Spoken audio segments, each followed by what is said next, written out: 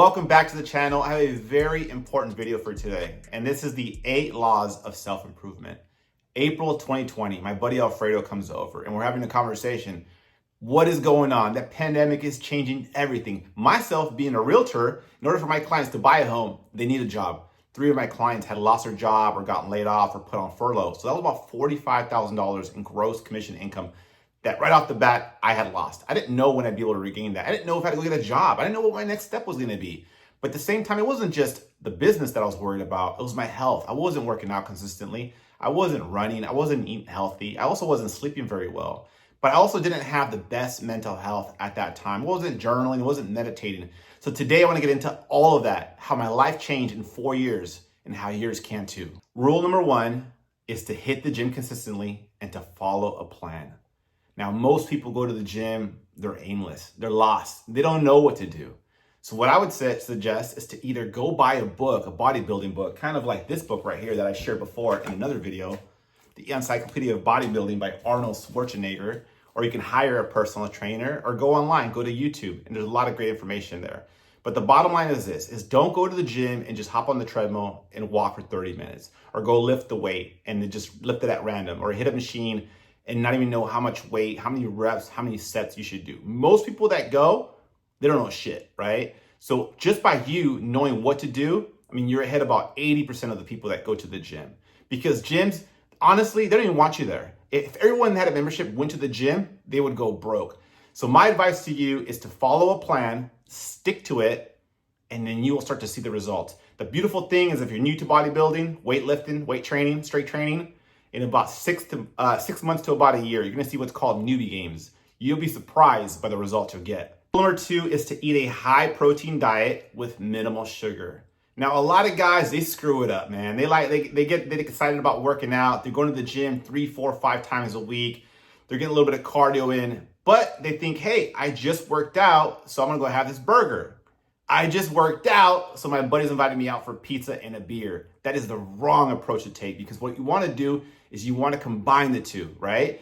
So don't just eat quote unquote healthy food, because there's a lot of food out there that's labeled healthy, but it's really not. You wanna eat lean protein. We're talking about steaks, chicken, turkey, fish.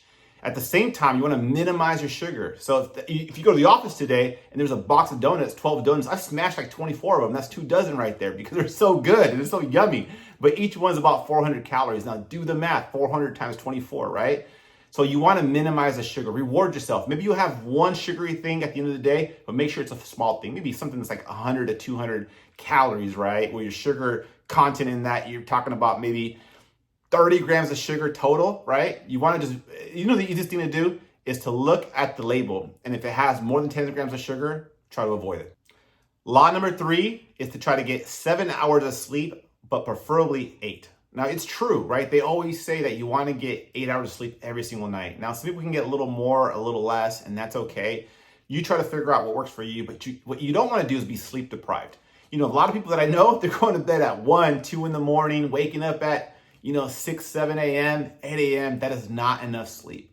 So my goal personally is to go to bed by 10 p.m. By 9 p.m., I'm shutting off electronics, I'm trying to wind down, and my goal is to get up at 5:30 a.m. because I'm gonna work out at 6:30 a.m.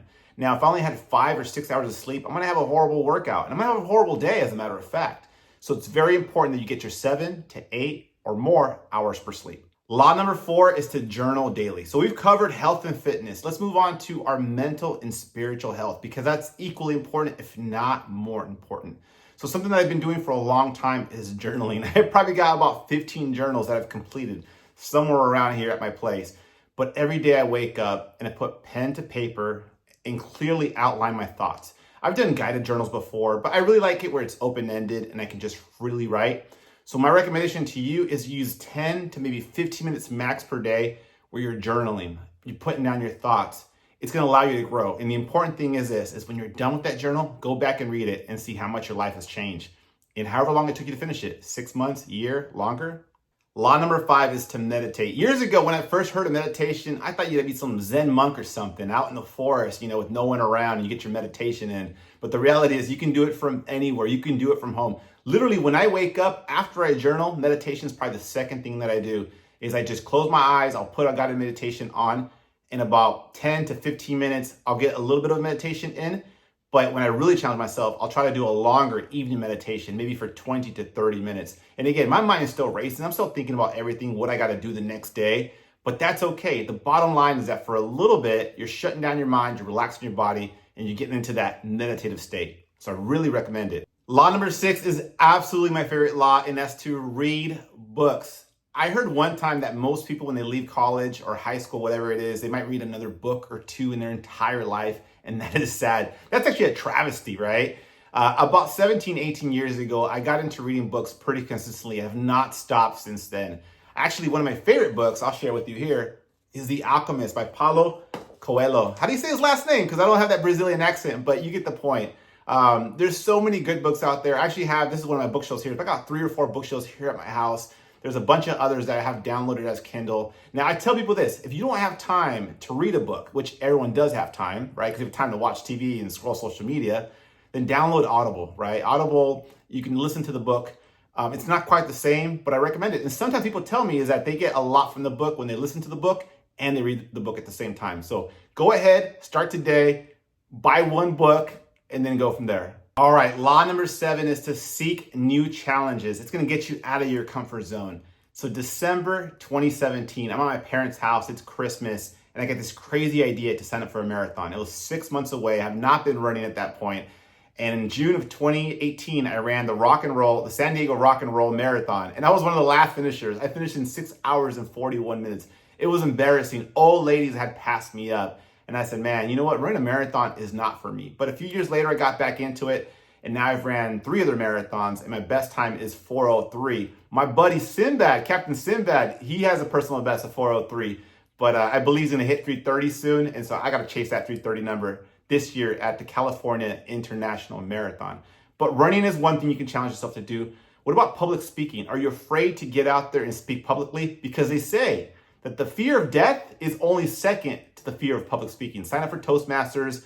Dale Carnegie has a bunch of public speaking courses out there. I recommend it. But whatever it is, you want to go on a strenuous hike somewhere, you want to travel the world, write a book, find a challenge that's really going to push you and seek it. The 8th and final law is to surround yourself with like-minded people. Jim Rohn once said that you are the average of the 5 people that you spend the most time with. So it's incredibly important that you surround yourself with people that either are like you already or you want to aspire to. Now, I've gone to seminars, conferences, networking events, online meetup events. I mean, you name it, right? I've hired coaches. I've been part of different programs where I'm around people who think like myself, who want to be fit like myself, who want to grow in their career like myself, who want to aspire to do cool and amazing things. I know that you do as well, right? So if I challenge you to do one thing today, outside of the other 7 things I've discussed, it is also to improve your circle. Now, guys, I hope you enjoyed today's video. You got a lot of valuable lessons from it. So for more videos like this, where you learn about dating, fitness, and life advice, I advise you to subscribe and stay tuned for more great content.